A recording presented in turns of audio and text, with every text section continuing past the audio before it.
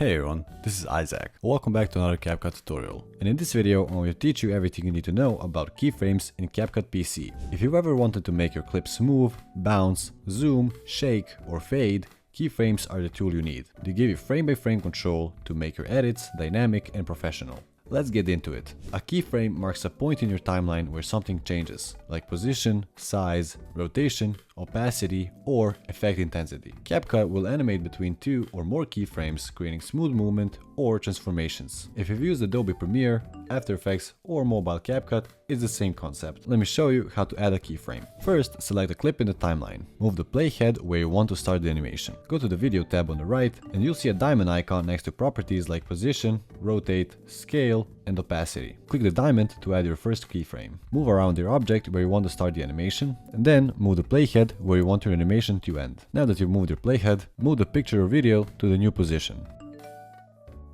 And if I play the video now, as you can see, the object is moving from position 1 to the second position. As you can see, CapCut gives you a lot of control over what you can animate. You can animate almost any important element in your timeline. Here's what you can animate with keyframes: position, scale, rotation, opacity, filters, audio volume, text properties, and even overlay movement. If you want to smooth out your animations, you can right click on the keyframe and you can select 4 different animation styles: ease in, ease out, easing, or linear. If you found this video useful, subscribe for more tutorials like this one.